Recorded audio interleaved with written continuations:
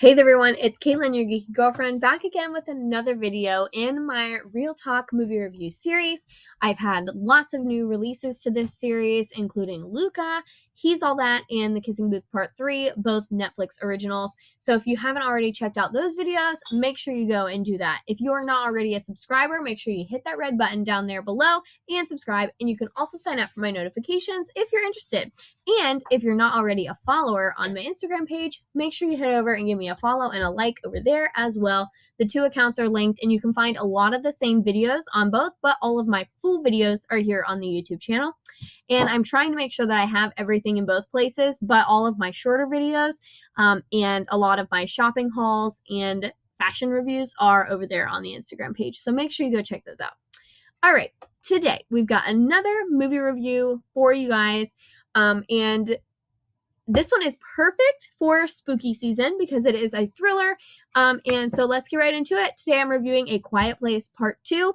This is the sequel to A Quiet Place, written and directed by John Krasinski, made famous in The Office. His wife is also the star of the film. And I'm pretty sure I did a review of the original Quiet Place here in my channel. So go look for that. And if you don't see it, let me know, and I will do a review of it in my I did a review of it on my Instagram page. Not here on the channel. I did a full review on my Instagram page. So make sure you go check that out. That's where it is. It's on my Instagram at Your Geeky Girlfriend.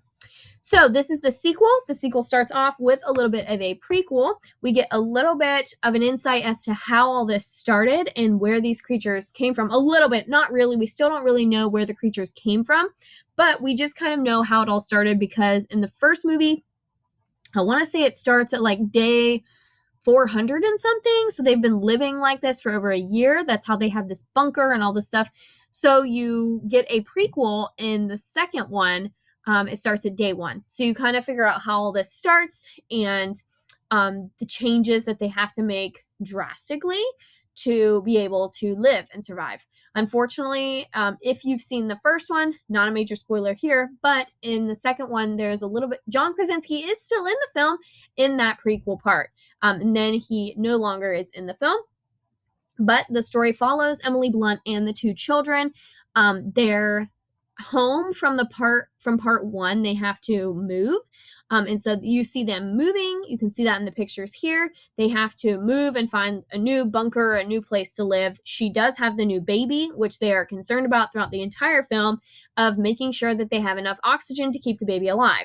The baby is in this soundproof little box that they've made for it, and so it has to wear oxygen, and that becomes a real climactic plot point in the film once the baby starts to run out of oxygen. That's really this one. Overall, it's not any different of a movie than part 1. Like, you're still watching the same movie. I like both of these films in the awareness and the use of American Sign Language in the film. I think that brings a lot of awareness and education about the deaf community, and I really like that. And I like how aware and inclusive and also not discriminatory this film is about including and referencing the deaf community. I think that is awesome. And I love the use of sign language, like I said. However, I didn't feel like the movie was drastically any different from the first one. It felt like the same exact movie. But like, it's not any better or worse. So let's get into the pros and cons. Same intensity as part 1. The pace is very quick. It's an hour and a half long. It moves really fast. You feel like you're only watching it for 30 or 45 minutes, and boom, it's time. The credits are running. I said a con, it's essentially the same movie. The plot doesn't really deepen all that much. You don't really, there is a new character, like one new character that you meet. Well, not one. There's like 2 new characters that you meet. But overall, like, it doesn't, you don't find out a huge amount of other information. Like I said, you kind of think that you're going to get how the creatures got there, but you don't. They just kind of show up. Like, you don't really know where the creatures come from, or you kind of get how to get rid of them, I guess. But even still, like, there's no finite ending to this series. Like, nothing really comes to a close in this film. And I mean, they lose if you've seen the part 1, no spoiler. If you haven't, sorry, a little bit of spoiler. They lose a child in part 1. Now they have the new baby. So either way, they still have 3 kids.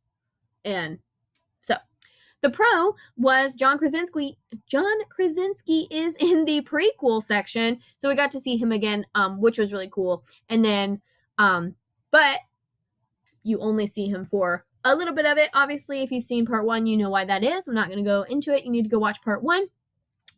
And then, like I said, you get a little bit more of the backstory, but still not a ton.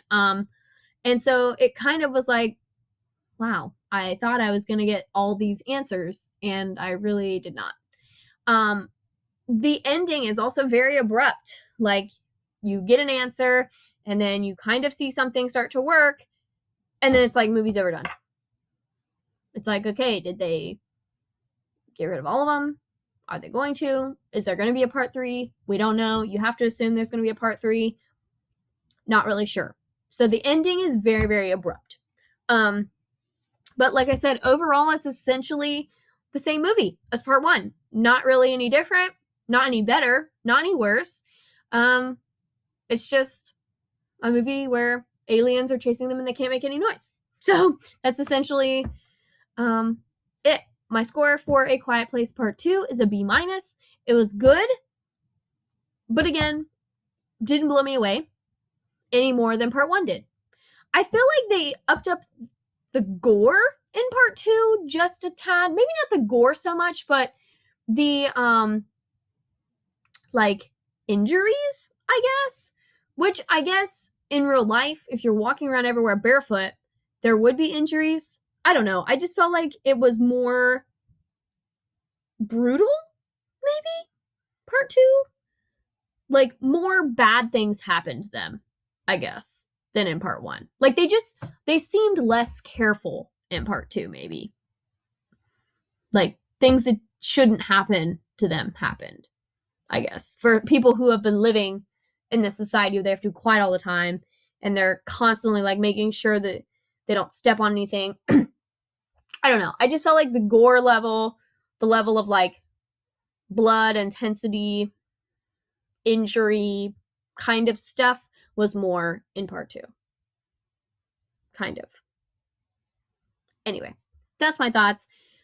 This one was short and sweet. Like I said, not too much to say about it. Can't really spoil it too much because there's not really much different going on than in part 1. If you missed part 1, you can check out the full review on my Instagram page. Like I said, I posted a picture of the cover and I give my thoughts about part 1.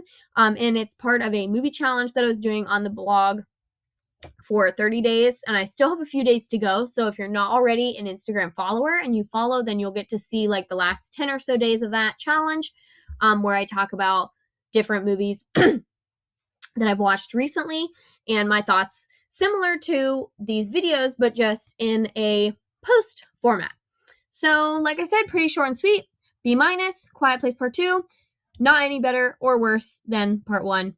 If you liked part 1, definitely give it a view. Part 1 was just okay. You're not probably going to get too much out of part 2. So those are my thoughts. And if you guys enjoyed this video, make sure you give me a like and subscribe. Otherwise, thanks so much for watching. See you guys in the next one. Bye-bye.